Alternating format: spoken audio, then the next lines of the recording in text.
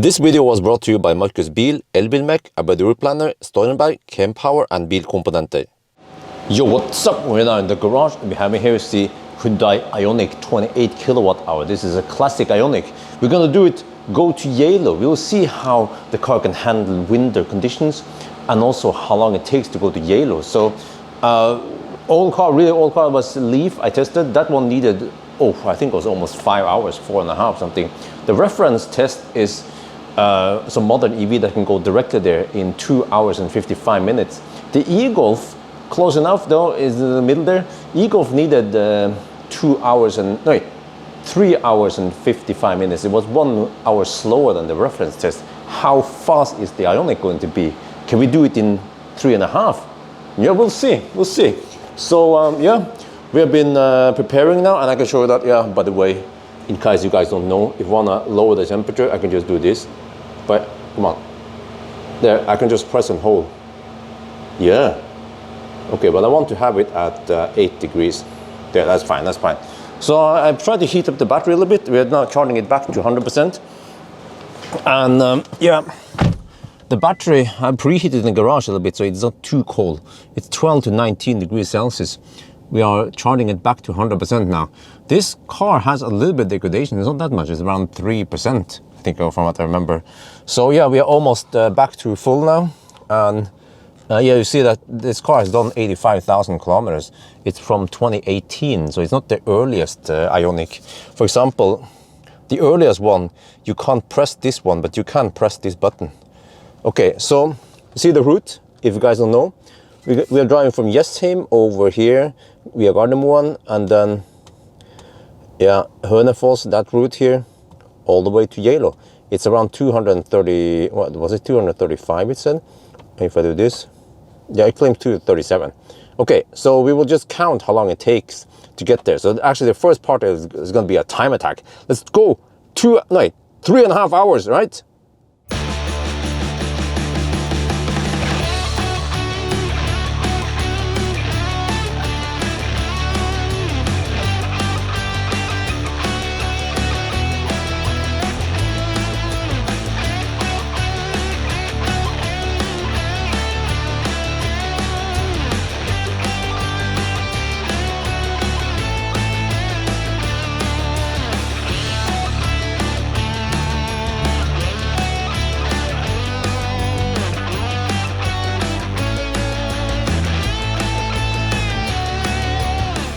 We are now at floor. This is a first charging top, and let me show you guys here. Look at the consumption, 158 watt-hour per kilometer. This is simply amazing. Like, we have -7 degrees Celsius outside, and this car has as low consumption as some other cars have in summer. And we've been going up here. Look at that. We did 137 kilometers now in the first leg. Okay, so I had to stop here. I had to bail out here. There was no other option, but look. We are taking 61 kilowatt, 170. This is maximum speed. The car doesn't even colgate, no problem at all. Look at this shit, man. This car kicks some serious ass for the Lord. It's 5 years old, but it can charge this fast. Okay, anyway, let me show you guys. New location. Wait, let me check something here. So if we're taking, how much is that? 61 kilowatt. How much are we taking? Oh, it might be that we are pulling extra power here. Let me see. We are 176 amp. We might take 4 amp extra because we run HVAC. This car is smart enough to do that shit. But look here. This is a new location. Mer chargers, Kempower. Also more over there. So 8 Kempower stalls total. And you see, we have Teslabjorn charging at Bjørneparken. Let me zoom in here. Bjørneparken kjøpesenter. It's my shopping mall. Wait. Elon? What? Elon is here also. Christmas decorations up and running. But you know what? I shouldn't be dicking around too long because this car charges blistering fast. We need to top up for around 10-15 minutes only, then off we go. So, can we do this in one charging stop? I'm not sure. Where is it? Hæ? Inngang til toalett ved Rema 1000. Åpent døgnet rundt. Oh, there's a toilet at Remen. At Remen, really? There's a toilet there. Supposedly open 24/7. Okay, let's check it out. Wait, is this one open? No, of course it's not open. Wait, huh? Wait. There was supposed to be an entrance. Huh? Okay, you know what? If it's not working, I just pee, somewhere else. I just pee in the snow somewhere. Wow, look at that speed. 66 kilowatt at 73%. This was a time when they put a lot of cobalt in the battery to get amazing results. But okay, so you can see on the Kempower here that we've been charging for 16 minutes now. 16-minute charging stop and we are almost good to go. I'm just waiting for it to throttle. Well, actually, I'm not sure what I should do because I can, if I charge a little bit longer, I can go straight to Geilo. But we have 100 kilometers to Geilo. Or I can just charge enough and hammer it, and then maybe I'll just sit and wait and then go straight to Geilo. Yeah, because there's always a little bit of a detour plug-in time overhead. Well, now it starts throttling. Look at that. Amazing, man. Holy macaroni. The sun has left the chat. 5-year-old EV has amazing performance, even in -7 degrees Celsius. Okay, we have decided to stay longer. This looks crazy, but we've been camping here at 22 kilowatt now for around 6 minutes. So for it to pay off, we have to then sit and camp here and then go for it and go straight to Geilo. There is another option, is that we could have disconnected at 75% and then hammer it over and then stop somewhere, maybe all, and then top up again. But yeah, it's a trade-off of spending a little bit of time plugging in stuff like that versus camping extra. But this car is a bit weird because it will stop fast charging at 94%. You can simply not charge to 100% on fast charging. Then you have to go for AC. So yeah, now it's started going a little bit slow. But I also did the calculation that we are 200 meters over sea level. We are going to 800 meters over sea level. That elevation change uphill takes as much as 2.7 kilowatt hour. On a small battery like this, it actually means over 10% of the battery. So that's why we have to go for 94%. So in 2 minutes we will leave. Yeah, hopefully we did the right choice. Well, we're back on the road. So that was a 29-minute charging stop. It could have been a 15-minute stop and then a 10-minute stop plus some detour. Okay, so, but yeah, so let me see. Consumption is going to go up a little bit as we go up. We'll see about that one. And I also noticed that here, the battery temperature, 30 to 40 degrees Celsius. Okay, let's see if it cools down during the next leg now, or the following leg, I mean. And what else is it? Yeah, this car has some kind of auto steer-ish. Oh shit, right now it's not working that great, but it has been working very well in the past. So, despite that parts of the road is covered with snow even, it worked really great. And it's not even a pure LKA, it's just some kind of ping pong. But yeah, really great. What is not so great is the high beam. Okay, we have halogen high beam and LED low beam, and you can almost not see the difference between high beam and low beam. This is really bad. It's been known for a long time that classic Ioniq, they have shitty high beams, or they have candle lights high beams. So just get some LED bar, even cheap LED bar, doesn't have to be laser elite, and you will have way better lights than this. Like now it's like, are you in yet? Are you in? You don't even see the difference, right? When I've turned it on and off. Shit.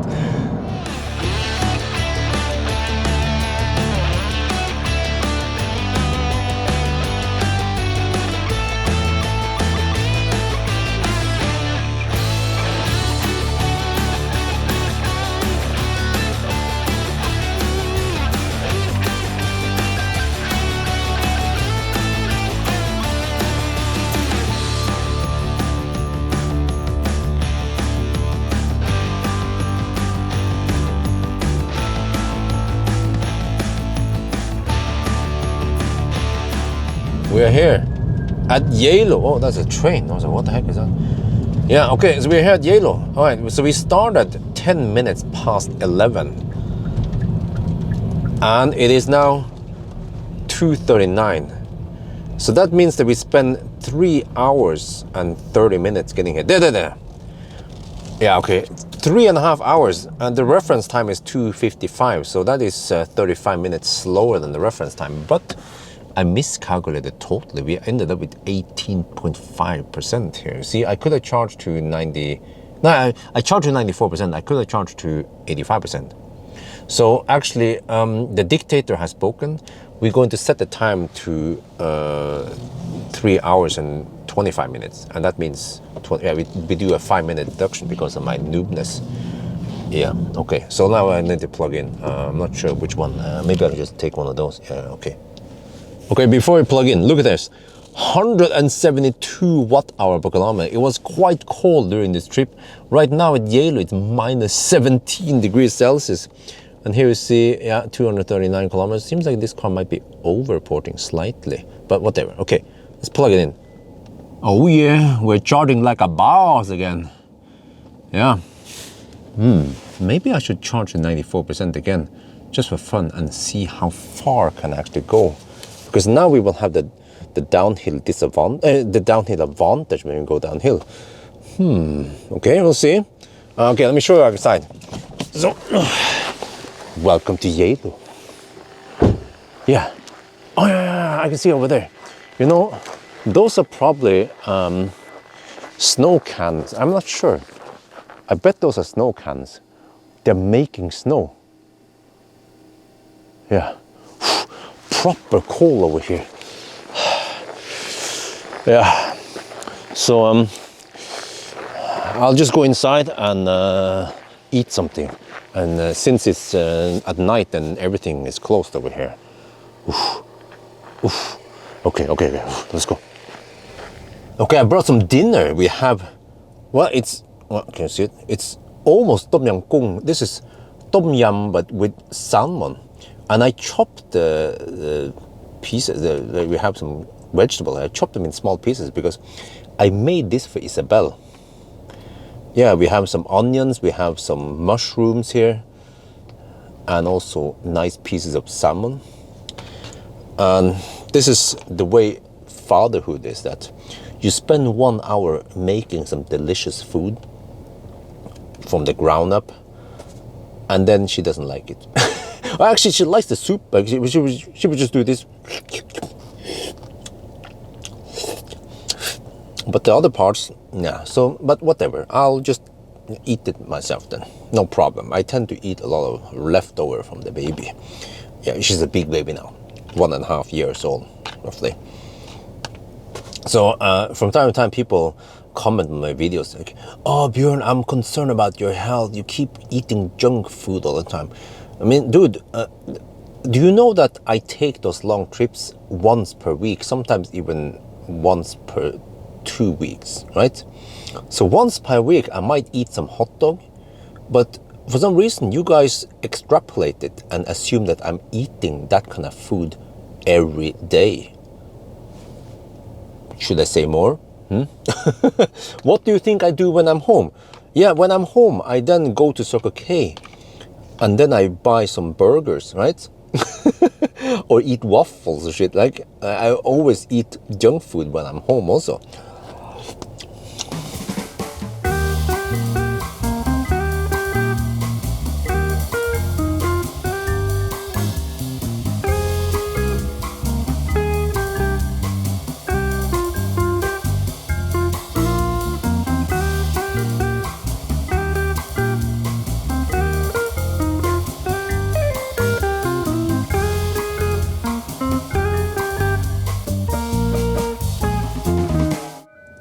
We are now at Sokna. We arrived with 17.5%, which is not really 17.5, more like 12%. But yeah, I wanted to bail out here.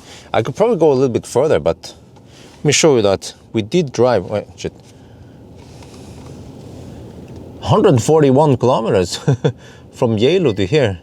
And I could probably go around 10, yeah, you see we have 28 kilometers range. At least 10, 15 kilometers further. So we could have even gone to Veme, which is a little bit down the road here, but I felt like stopping here. So it's 5 in the morning. I think I need to take a nap. Yes, I have to inflate the storm bag pillow and then just sleep a little bit while we're charging. Oh man, I napped for over an hour, I think. One of it was 1.5 hours, but yeah, we're now on the other side of the road. We were over there, and then I moved over on this side, and I went to Kiwi. I plugged in. I'll show you that once it stops, it's actually 94.5%. It displays as 94% in the car. And then while I was idling and napping, it dropped, and then I re-plugged in to charge it back up. But I noticed one thing is that when you are plugged in and while the car is on, the consumption goes up. So, which means that the real consumption must be lower than this. I could have sworn that when we plugged in here before we started napping, it was dropping to around 160, 161 watt-hour per kilometer. So we can probably figure out how much the idling juice was, in case you guys want to know. So it seems like we might have around 3 hours of idling, right? So based on the consumption and everything, we could figure it out afterwards. But okay, let's just go home. So from here to Jessheim, okay, let me just do this. Oh shit, can you guys see anything there? Maybe if I close, yeah, that's better. Okay, just do roughly this. Jessheim, yeah, there you go, Jessheim. Roughly there, set the destination. We should be around 1 hour and 15 minutes away from home. But I napped to the point where it's 7 in the morning now. Yeah, okay, start guidance. Which means that we should be there around 8:30 something. And then, can we make it there in a single charge? I'm pretty sure it's 94 kilometers away, and we have 160. But well, you have to take this with a pinch of salt. But let's say you can go at least 130, 40 kilometers. Yeah, okay, let's go.